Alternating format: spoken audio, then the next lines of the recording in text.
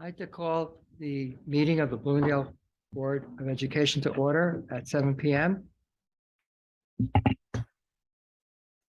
This time I'll read the Open Public Meeting Act.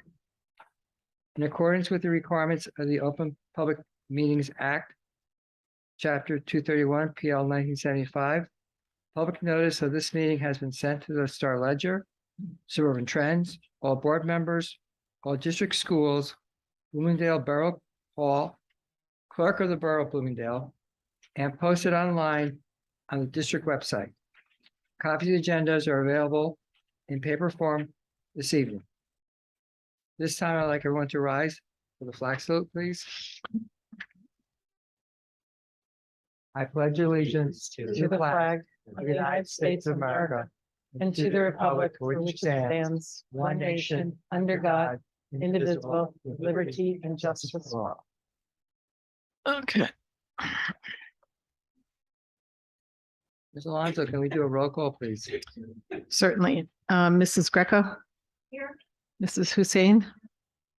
Mrs. Marcus is absent. Mrs. Martinka She is may be absent. late, Okay, so we'll see. she's absent for right now. Mr. Olenschlager? Mrs. Santana? Here. Mrs. Spencer? Here. Mrs. Wilson? Here. Mr. Caraballo? Here. This time I'd like to get a motion for the approval of the September 14th regular and executive session meeting minutes.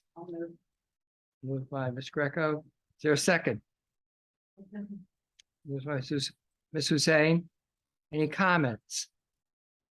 And bring minutes, regular meeting minutes, and inconsistency with executive session. Those should reflect the motion to reconvene in public session after the executive session. And Mr. Olenschlager, seconded by Mrs. Greco. All voted in favor of 8:30. Okay, They both reflect that same motion. and you've provided that, I have- Ms. Alonso? I Okay, have it. thank you. Mhm. Any other comments or corrections? Seeing none, can we have a roll call, please? Mrs. Greco? Yeah. Mrs. Hussein? Yeah. Mr. Olenschlager? Yeah. Mrs. Santana? Mrs. Spencer? Yeah. Mrs. Wilson? Yeah. Mr. Caraballo? Yes. At this time, I'm gonna ask for a motion to open public comments subject to the district bylaws number 167. There's a second? Ms. Wilson, thank you. Second. All in favor? Aye. Since there's no opposed, we're now open for public comments, basic agenda items only.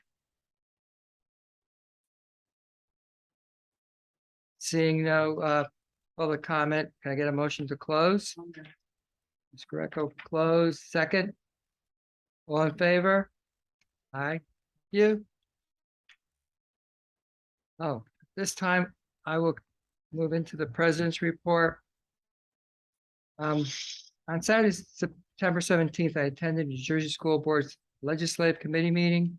Items covered included legislation passed, such as school security, academic and school climate, transportation, and school meal expansion. Also discussed and shared were the 2023 budget highlights, state budget highlights. Pending legislation was also discussed, such as staffing shortages and academics. On a personal note, I attended Pride Day with Carol Marcus and Liz Santana. We had a very good, productive day. I and other board members attended the Walter T. Bergen Junior Honor Society induction ceremony. Anyone wants to make a comment on that? I thought that was a very, wonderful evening. Okay, no comments. I and other board members attended the Makerspace ribbon cutting grand opening ceremony. We had the pleasure of meeting Mr. Joe Howley, the Walter T. Bergen alum, who donated to the Butler and Bloomingdale Education Foundation, which funded the market space expansion. Any comments on that for those who attended? Great. So it's important, the two districts working together. Right. And our students, the majority do go to Butler High School. So it makes sense that our kids leave here with the same opportunities and skills that their counterparts over at Richard Butler do when they all come to high school. So it's a good idea. Suzanne?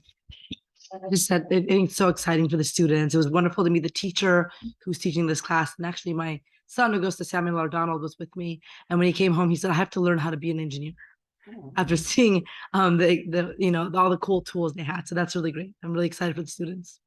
Yeah, it is very inspirational to see all that technology used in a way that inspires people, such as your son. Yeah.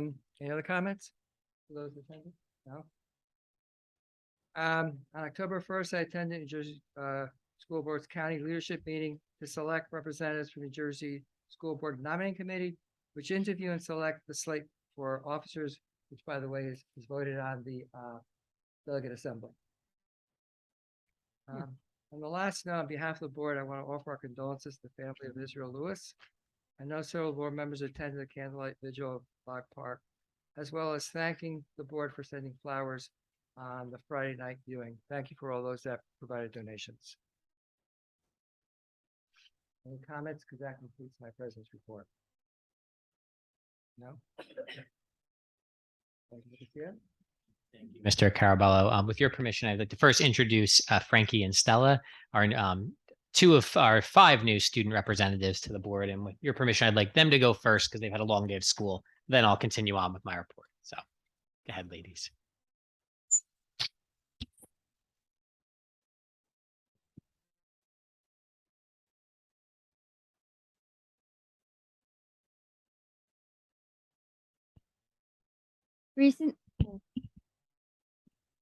Recently, students at Walter T. Berkman took the New Jersey Start Strong assessment and the iReady diagnostic.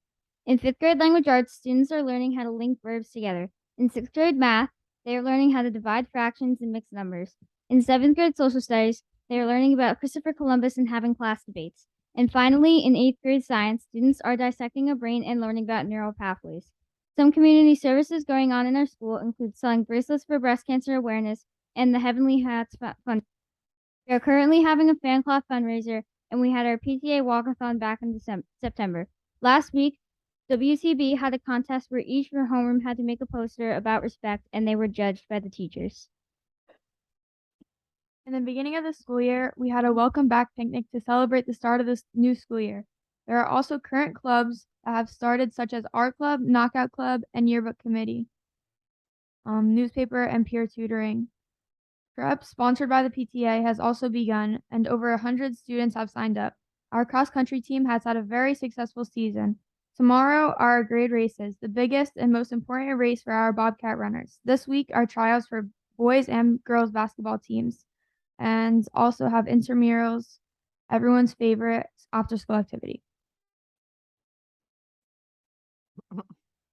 Thank you both, and welcome to Board of Education meetings. We look forward to seeing you throughout the remainder of the year. So if anyone has any questions for them, otherwise I'll let them go off to their evening of homework, I'm sure. Perfect. Thank you, ladies.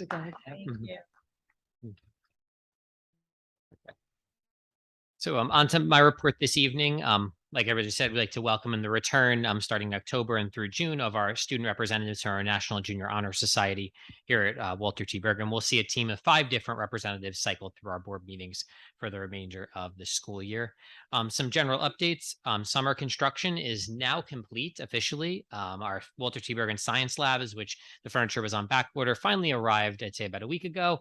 And under Mr. Burris and Mrs. Alonso's direction, it was installed. So if any board members would like after the meeting to come on down and see, I'd put it at 99% done. We're just waiting on the sinks and the plumber to install. But I do want to again thank Mrs. Alonso for coordinating that project. I think they came out great compared to what they looked like prior. So we're excited. And I know the students, as I was in there today during one of the classes, the students are very excited for their new lab, especially our 8th graders who had the pleasure of working with them the last couple of years.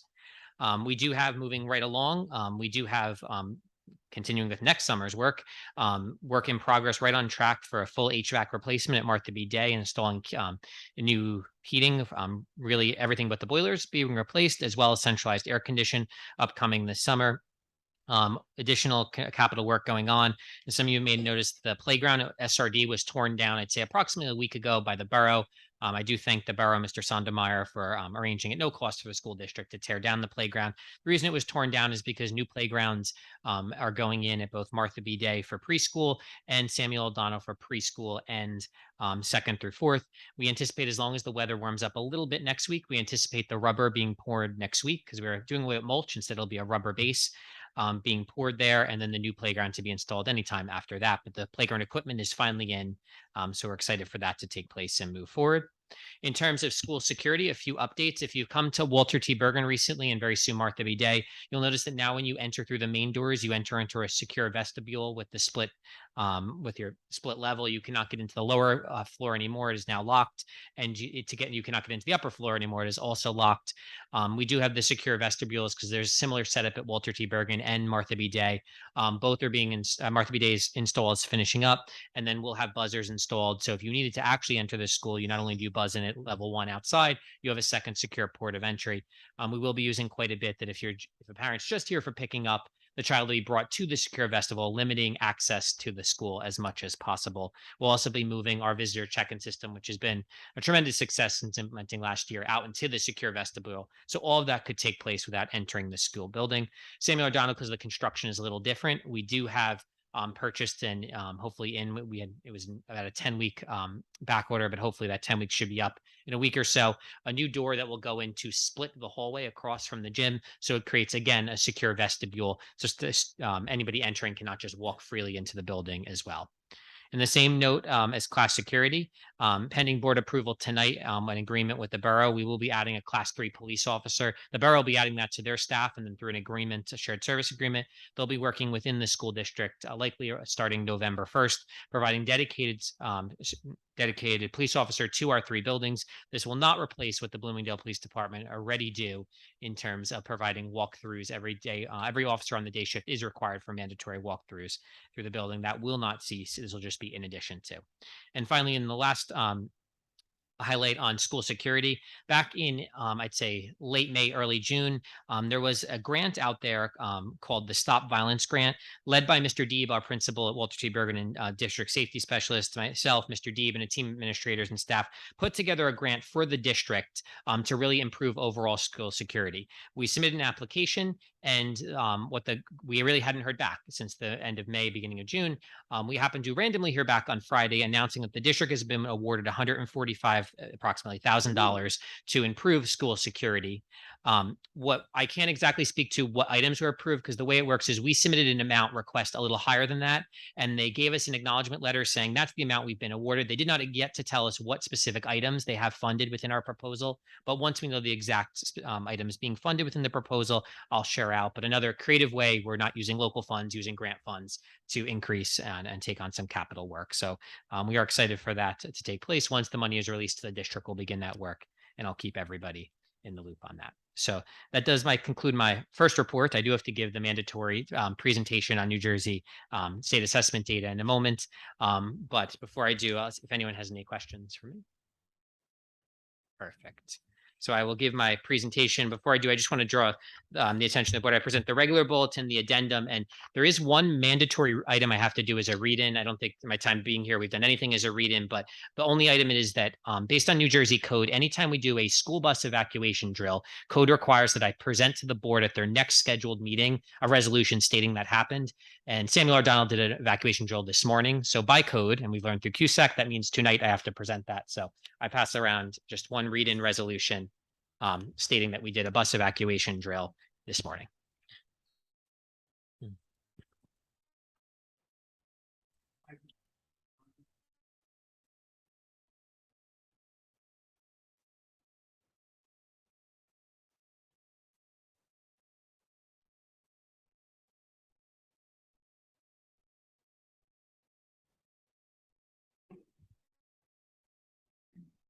Okay. So as I stated, as part of my superintendent's report, annually, I'm required to provide within 60 days of the district receiving standardized test data, a report to the Board of Education on how the district performed on that standardized assessment presentation. So that's what this report is this evening. So in the 21-22 school year, the district took a number of assessments, not just the 4 that I'm listed and going to go over this evening. They did take additional localized assessments, and they did take one additional assessment, the Start Strong assessment, last school year. That one we had previously reported on within 60 days of those scores being released, so it's not included this evening. The standardized assessments we will speak about this evening are the NJSLA Language Arts and Math Assessment taken in grades 3 through 8, in addition to Algebra 1. The NJSLA Science Assessment, which is taken in grades 5 through 8. NJSLA Science is still in a field test stage, even though a number of years later, because the scores do not count towards the student's performance. They're just really used as an instructional tool. The dynamic learning maps, which is a standardized assessment for students that, based on their particular disability, cannot access the appropriate standards taught on the NJSLA for science and math. And then finally, the Access 2.0, which is for our English language learners, which is a driving force in determining participation in our ELL program in the district.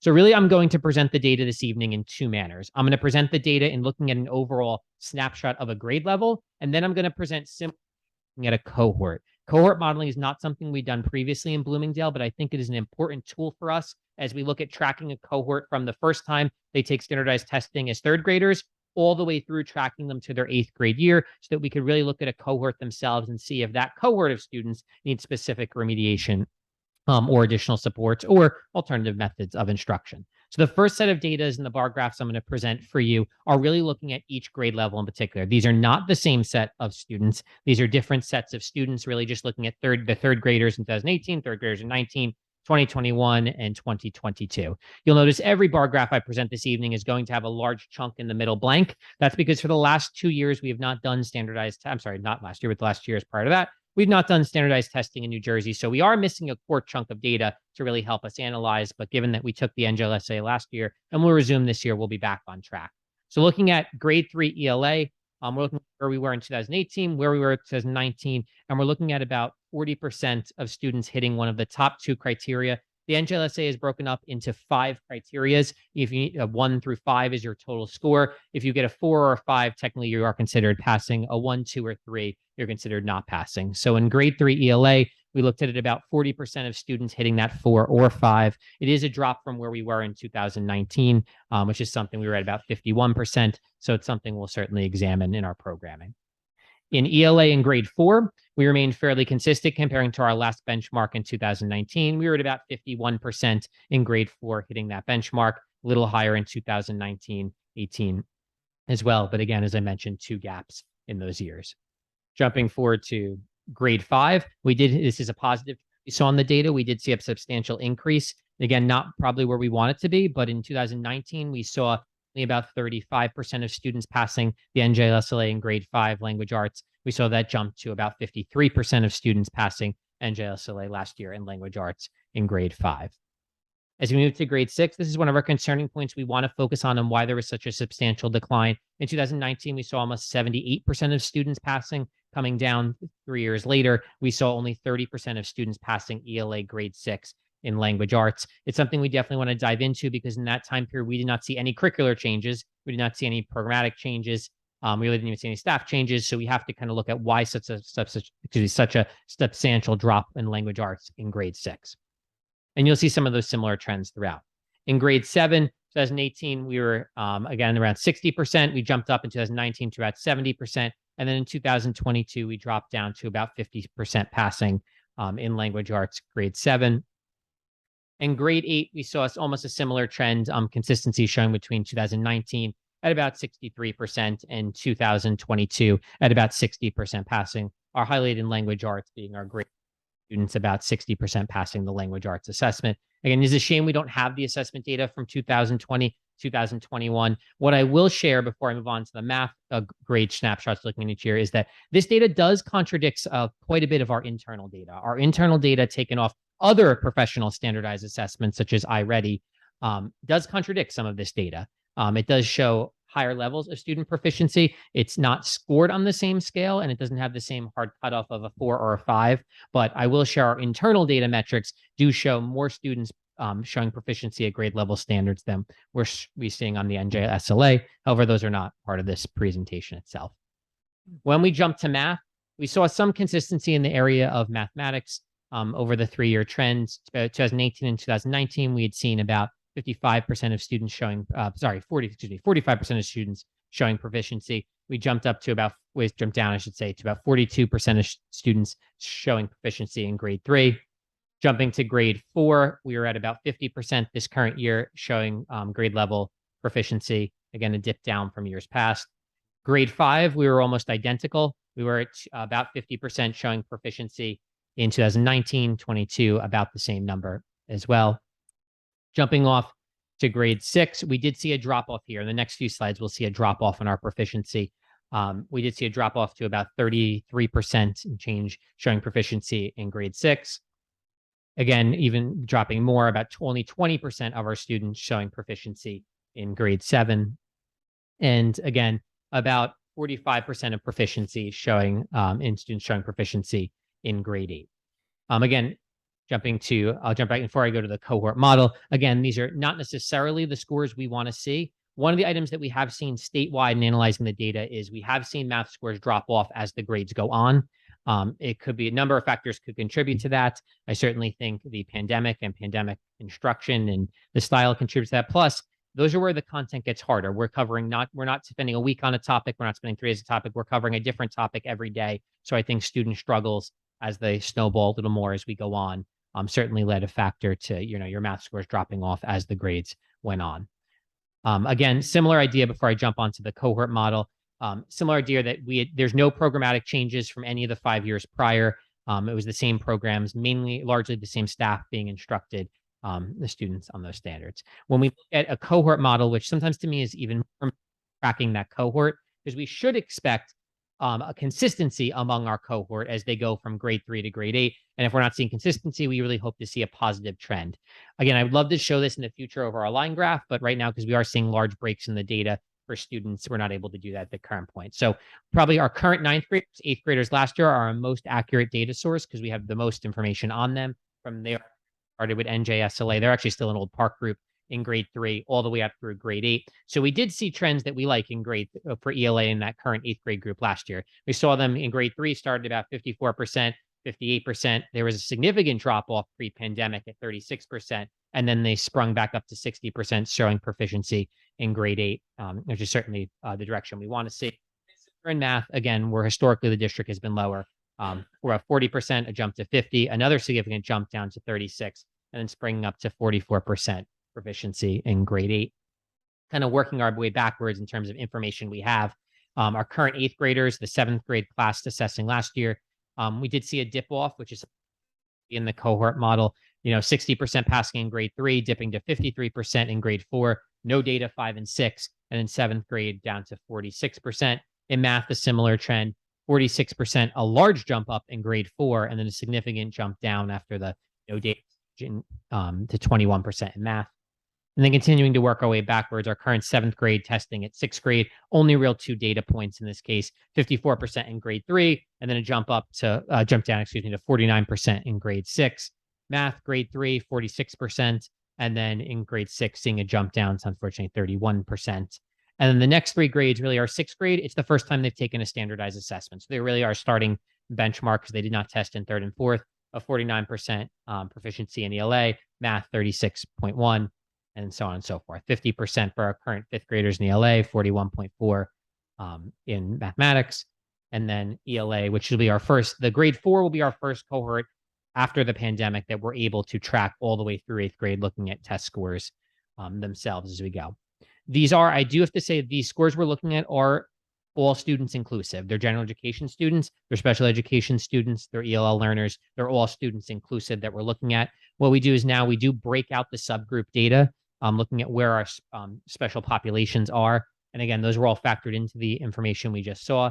Looking at, again, of a trend for our ELL learners over a 5-year period, we typically were averaging around for our ELL learners about 33%, somewhere in the 30s, which is pretty normal in the state of passing. Last year, we didn't have any ELL learners pass. I do caution, we were talking under 10 students, whereas our ELL population in 18 and 19 was significantly higher. So last year testing was only under 10 students. In terms of special ed, we did see a drop off there, 20%, 20%, and then down to 7% a few years later. And then economically disadvantaged, we saw actually pretty consistent to what we've seen before, 53%, 39%, 48%. Economically disadvantaged is determined by free and reduced lunch application standards. That was ELA. In math, again, ELL 38%, 14%, and 0% in the current year. Special ed, similar 12%, 10%, and 8.9%. So we did see some consistency in mathematics. And economically disadvantaged, again, pretty similar. 38%, 22% break, and then 38% moving forward. In terms of next steps, and you won't see me do today is you're not going to see me present on the DLM and access scores, even though they are standardized testing that our district participated in. The number of students we have taking those tests do not meet the threshold for me to be permitted to present on them, because there are so few students in district that take those. By presenting on them, I could inadvertently disclose those students and how those students and their classmates performed, whereas these are all much larger chunks where it's not identifiable.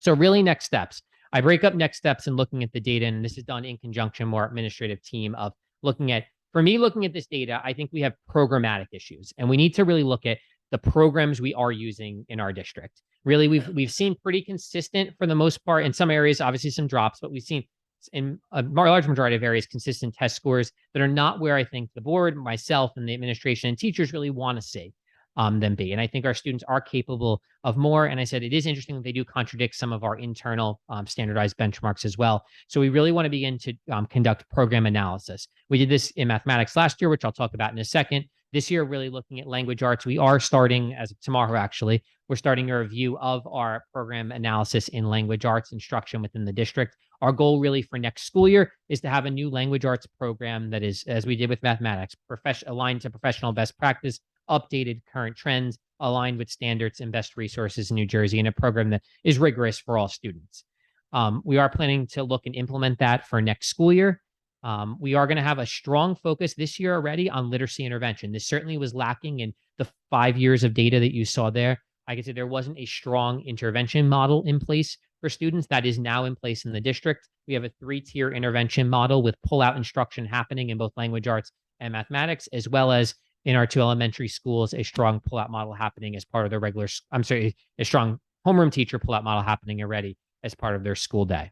Using our remaining ESSER funding from the Pandemic Relief American Rescue Funding, we are going to implement before and after school programs for specifically identified students to build reading skills and academics, really looking for those students that are struggling on certain skill sets, inviting them in for before and after school tutoring programs led by our own teaching staff. We'll really continue at the middle school level. They have a strong homework club that meets on multiple times on a weekly basis here in the Walter T. Bergen Library. That is similar to what we're going to look to implement at our before and after school program at the K-4 level, really with a focus on literacy. And we're really going to look at increasing our formative and summative assessments that we're using to gauge progress on how students are doing. We did this through the pandemic with the addition of iReady, and then we're continuing as an administrative team to look at providing students with formative and summative assessment opportunities so we could track how students are doing throughout the school year, and also seeing how that's hopefully as a predictor towards how they do on a state assessment. But I do have to acknowledge the state assessment is given over a 3-day period, one-time snapshot, where all of our assessments right now are given over a multi-time, a minimum of 3 to 4 times a year to gauge student progress.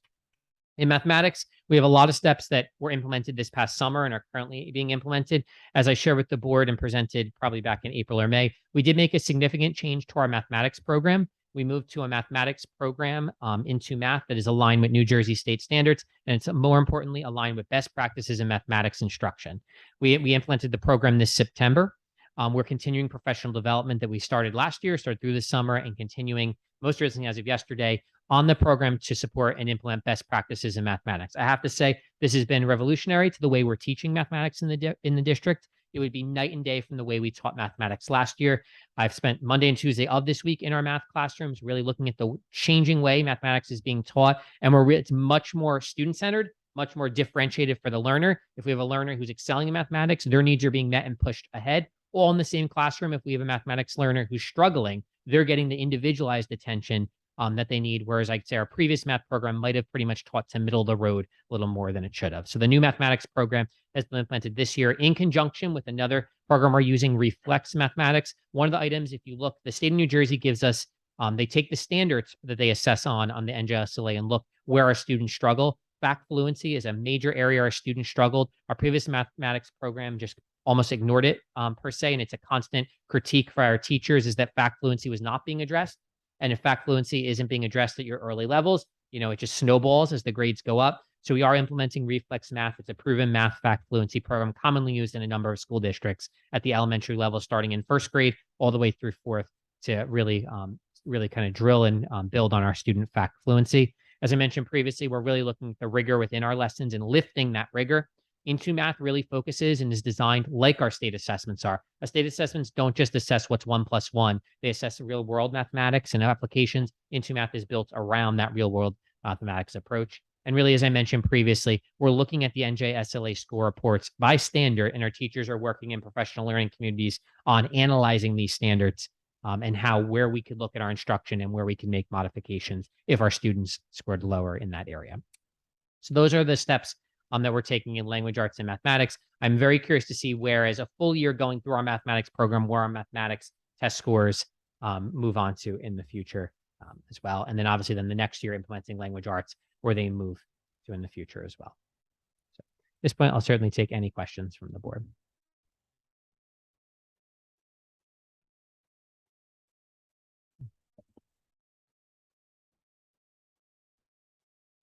My perception, and it's only a perception, looking at the iReady test scores that came home this week, is that children are being tested on things that are supposed to have been taught but haven't yet been taught because of the lag that we're still operating under.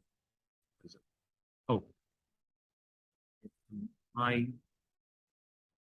correct in that perception?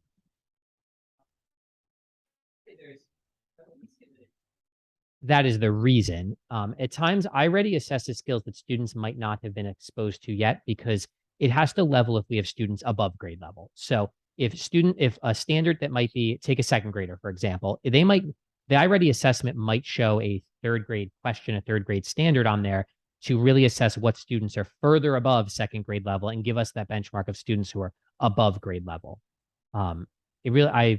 If you have particular score reports, I'll be happy to look and discuss with you, but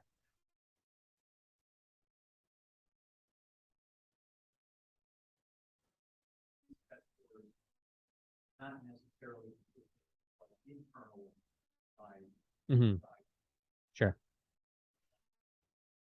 wondering if the matter that the test according to different standards. Okay, I understand. Or, now I'm looking at one child's set of iReady because they're not getting fluency on things that are supposed to be taught at the grade level, but maybe haven't been taught yet because we're still trying to review things that we're supposed to be taught at prior grade level, but perhaps didn't really get done or weren't grasped because of the snowball effect that children will be learning. That could be to a degree. In each of our grade levels, though, we are teaching the grade level standards. There might be times we dive back and saying, okay, this group is really struggling with this first grade standard because that was during the pandemic time. That certainly might be happening at times, but no, for the most part, we are teaching the grade level standards. When I look at the iReady scores, both our end of year iReady and the NJSLA, both assess the New Jersey learning standards for that grade. That's where, when I say that we're seeing discrepancies, when both assess the standards for that grade, while we are seeing our students perform higher on our iReady scores versus NJSLA, that's where the mystery is right now.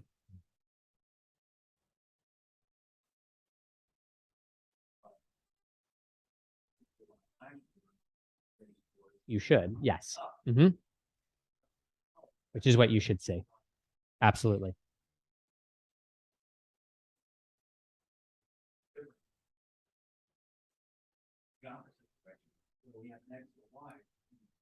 That's correct. And if you look district-wide, extrapolating out, that's the same trend we saw. Every grade level saw a plane taking off type of in iReady and how students progress through the year, meeting grade level standards. We saw more students move from, one grade level behind to on grade level to, we saw a tremendous increase in that.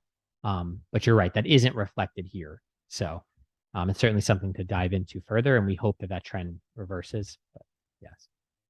Yeah. The district hadn't started using iReady when my kids were here. How often are they given? It's given 3 times a year. It's Three given a times. beginning of year assessment, late September, early October, a mid-year assessment come January, and then the end of year assessment come late May, June. And the same standards are covered at each one? Yes, Okay, so, so they're basically, not that it's algebra, they would be testing in September on algebra skills in January and then at the end of the year. correct. So, Mhm. okay. Just what, and part of the reason that you see the growth is that, like I said, we do something similar. September, most of the students in Algebra 1 haven't seen most of the Algebra 1 topics, so you wouldn't expect them by the end of the year. I think some of it also has to do with, it's 3 times a year, they get used to the way it's done, and JSLA is one and done, and, it's one shot and that's it. So I think that also has something to do with, the score discrepancy as well. Right. What I will say is the metrics do change in iReady as you go. They expect what they call in September on grade level does move slightly because they expect you to know more in mid-year, and then obviously by the end of the year as well.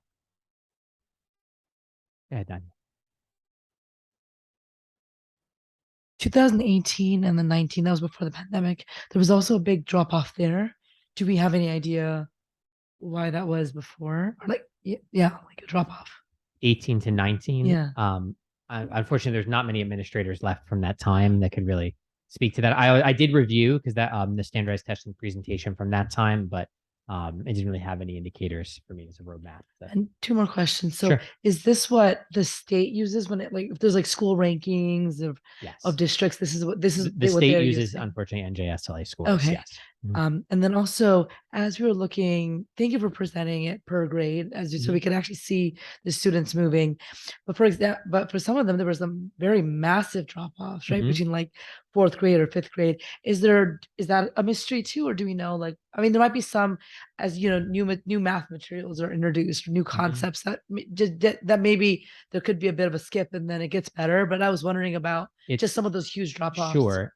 And I'll jump to like one of the ones I know catches my like here, for example, 7th grade math. It's really challenging because I don't have the information in those missing 2 years. I don't know, is it what happened? That's grade 7. So was there a massive drop off in grade 5? And we couldn't, no information to know about it to make changes to our instruction in grade 6, or did the massive drop off happen in grade 7? And that's what, unfortunately, these 2 years of gaps are going to be challenging and really backfilling to see where we're at. Mhm.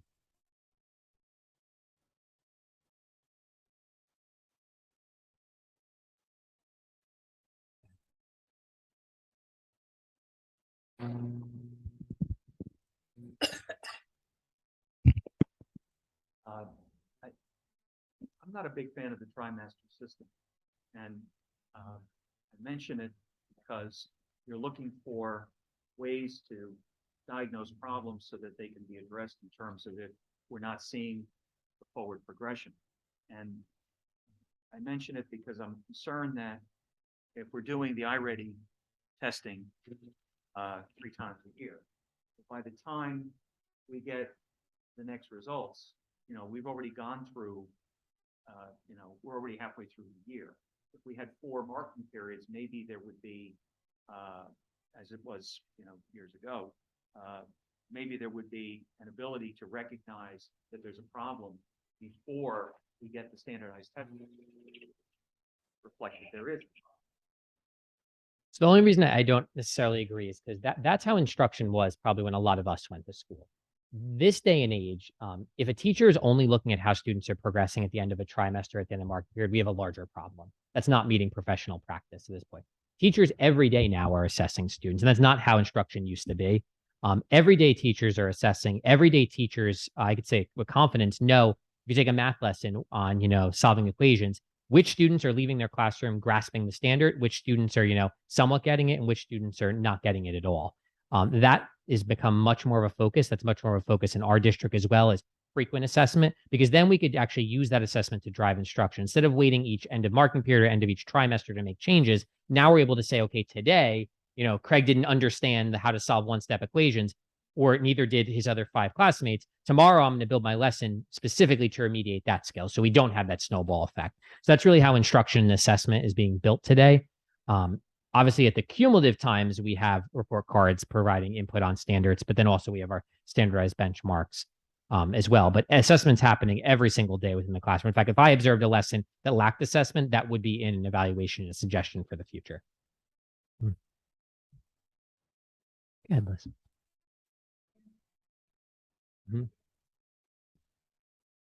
Sure.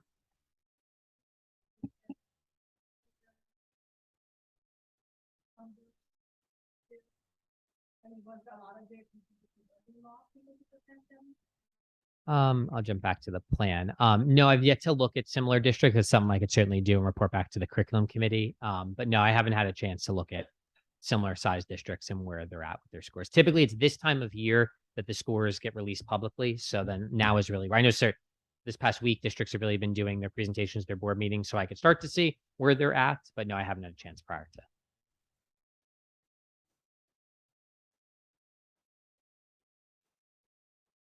Any other questions? All right, thank you.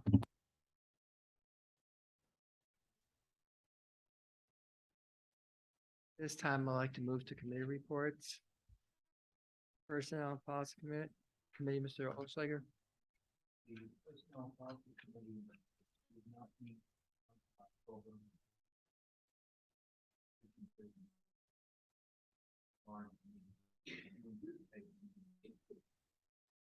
Thank you. Curriculum Instruction and Technology Dispenser. The Curriculum, Instruction and Technology Committee met on Monday. Dr. Nicosia presented on a number of topics. Parent-teacher conferences are scheduled to occur the first week in November during the election NJEA convention week, rather than later in the month to avoid chopping up what's already a somewhat dysfunctional month of instruction. Meetings will be Monday afternoon and evening and Tuesday evenings, and registration will be through Genesis. Dr. Nicosia then presented an update on the PE health curriculum. Everything seems to be going very well in the elementary schools. The opt-out form that was sent out was well received by the parents. Middle school hasn't started health yet. They're scheduled to begin second trimester, I believe. Math curriculum update, Dr. Nicosia and is it Capo? Capo. The math coach have been in the classrooms observing all the teachers in their implementation of the new curriculum. Dr. Nicosia reported that the faculty has surpassed all the benchmarks he has laid out so far and of achieving ones that he had, set for further down the road. And faculty will continue to receive coaching and professional development by Ms. Capo. As he mentioned earlier, the ELA curriculum work is going to begin shortly, selecting the new ELA curriculum like they did for math last year. Committee will meet and review. Currently, MBD and SRD are operating on different philosophies, and the goal is to find one that can be successfully implemented K through 8. And lastly, we just had the NJSLA presentation. And again, and Dr. Nicosia already outlined the issues that, the examination of the scores show, and then the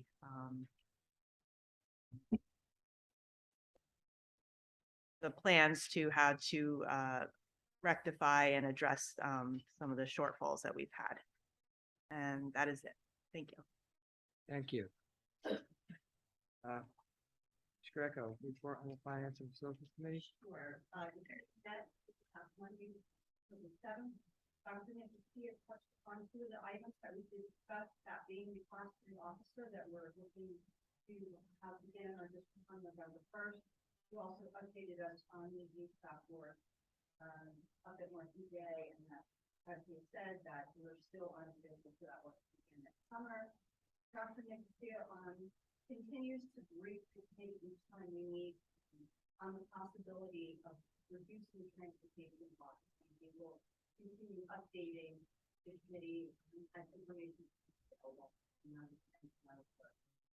Thank you. Mr. Singh, Public Relations and Strategic Planning. We also did not meet because of just a lack of kind of subject matter to discuss. Thank you. This time, I'd like to move into the general administration portion of the agenda. And ask Mr. Olenschlager, can you move items 6.1 to 6.9? Yes, Mr. President, I will move the adoption of resolution 6.1 through 6.9 inclusive. Is there a second? Second. Is there any discussion, comments, or questions on 6.1, 6.9?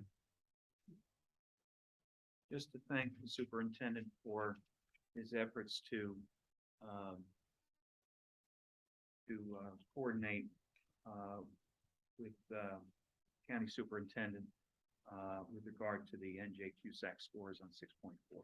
Thank you. I want to echo that because I want the same comment. I think I had the privilege of seeing some of the workings behind the scenes. You kept me up to date since July or even before then. Yeah, June. Yeah, beginning of June. So I know the Herculean task that this team has done to get to these scores. It's really needs to be recognized that the district has worked real hard and is laying groundwork in the future to get recognized for the work they did. Part of it was the work was done, but it's how to get recognized. And that they're doing, correctional activity to make sure that in the future it's more automatic and less, let's go find this, let's go find that. So yeah, thank you for bringing that to everyone's attention. It was truly worth noting. I also think we should express gratitude to Dr. Nicosia and to our principal here at the Walter T. Bergen School for the work they did on the Title I grant under Resolution 6.6. Yes. Any other comments on 6.1 to 6.9? Hearing none. We have a roll call, please, Ms. Lonzo. Mrs. Greco, Yeah. Mrs. Hussein, Yes. Mr. Olenschlager, Yes. Mrs. Santana, Mrs. Spencer, Mrs. Wilson, Mr. Caraballo. Yes. This time I'm going to ask Mr. Olenschlager if he could entertain motion for 7.1 to 7.6. Yes, under Human Resources, I'll move the adoption of Resolution 7.1 through 7.6 inclusive. Is there- 10 seconds, thank you. Any questions or comment on 7.1 to 7.6?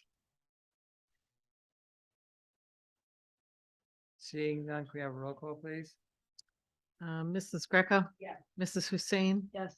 Mr. Olenschlager, Yes. Mrs. Santana, Mrs. Spencer, Yeah. Mrs. Wilson, Mr. Caraballo. Yes. I'm going to ask Ms. Spencer if you could move 8.1 to 8.3. I move to adopt resolution 8.1 to 8.3. Second. Ms. Greco, second. Any questions or comments on 8.1 and 8.3? Seeing none, can we have a roll call, please? Mrs. Greco, Yes. Mrs. Hussein, Yes. Mr. Olenschlager, Yes. Mrs. Santana, Mrs. Spencer, Yes. Mrs. Wilson, Yes. Mr. Caraballo. Yes. Spencer, can you please move items 9.1 to 9.9? I move to adopt resolution 9.1 to 9.9. Second. Second, Ms. Greco, any questions or comments on 9.1 to 9.9?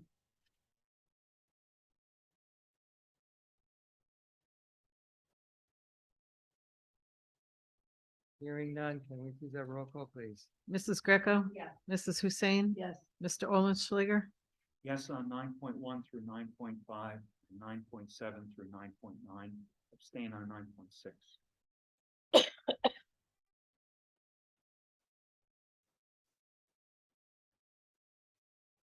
Mrs. Santana, Mrs. Spencer, Mrs. Wilson, Mr. Caraballo. Yes. At this point, I'll ask Ms. Greco to move 10.1 to 10.11. Yeah. Motion 10.1 and 11. Ms. Yes, sir. Santana, second. Are there any questions or comments on 10.1 to 10.11?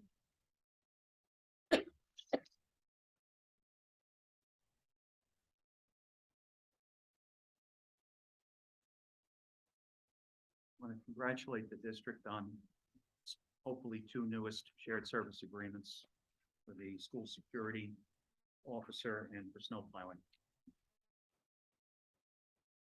Thank you. Any other comments? Seeing no other comments, can I have a roll call, please? Mrs. Greco? Yes. Mrs. Hussein? Yes. Mr. Olenschlager? Abstain on 10.8 and yes on 10.1 through 10.7 and 10.9 through 10.11. Mrs. Santana? Mrs. Spencer? Yes. Mrs. Wilson? Mr. Caraballa? Yes. This time I'd like to move to liaison reports, starting with Butler Board of Education, Ms. Greco. Yes, the next meeting is scheduled for October 27th. I did attend the ribbon cutting ceremony for Memorial Field on the 17th. It was a beautiful day. A lot of alumni were there, retired teachers, so it was a great day. Thank you. Any report on Drug Alliance? Any report on Drug Alliance? I have nothing to say. No report. Okay, moving to Mayor and Council, any update? The only update is echoing what Mr. Olenschlager said. It was a lot of work entering into 2 shared service agreements with the borough, but they are a great new partnership. Those of you that don't know or listening in, really the borough is now going to take over the snow plowing for their school district at a set cost. So it really allows us to fix that cost within our budget. And in turn, we're also approving an agreement to bring a class 3 police officer at a 50-50 split with the borough to the district. So it's the only update currently. Thank you. Moving on to New Jersey School Board Association, Ms. Wilson, any report? I'll be attending a meeting for the Fayette County, not the Fayette County School Board, but the school board in Fayette County on November 14th, and then the delegate. And the November 14th, I believe, is in Pompton Lakes. Yep. So if anyone can attend, it's relatively local.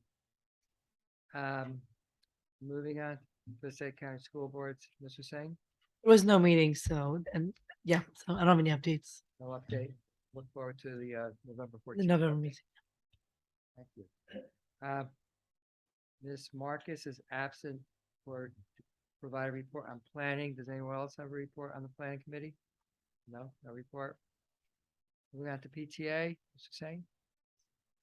I had a conflict, so I wasn't at the last PTA meeting, but I do know that they did pick class parents and class captains for the schools at the last meeting, and they're planning they're planning parties for the year. There was also a fundraiser for there's a fall family picture fundraiser with Glenwald Garden Center. They are also having a Winter Wonderland fundraiser as well. There will also be a PTA like what is this, like a holiday sale as well in December, so they are promoting that. And then there's the next meeting is tomorrow, the PTA meeting. Moving on to recreation, any report, Ms. Wilson? The meeting, moving to the senior center, they're off their lease in, they have the strip mall by pizza. To save some money, they're having meetings at the fireman's hall and senior center. The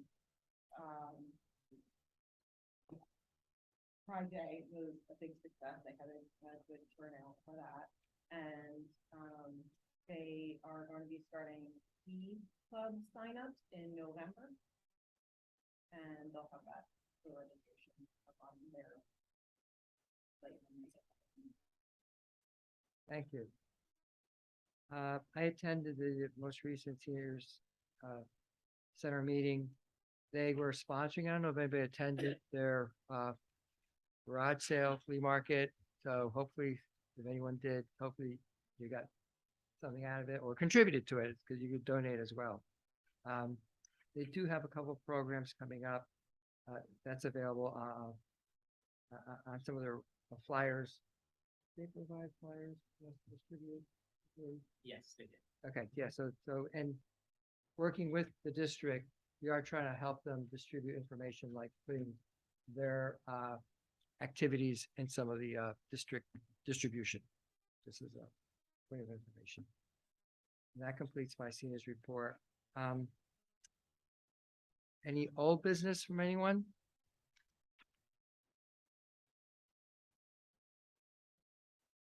No, any new business from anyone? At this time, I'd like to get a motion for a second public comment. Again, subject to the bylaws number 167. Is there a motion? Ms. Greco moves. There's a second. Ms. Wilson moves. All in favor? Seeing no one interested in public comment, unless a board member wants to give public comment. I'd like to entertain a motion to close. Ms. Greco moves second. Mr. Sang seconds, all in favor? Aye. This time, we're gonna go into executive session. I probably could hold on, actually, based on, let's go, actually, sorry. First, Okay, let's go into it. all right.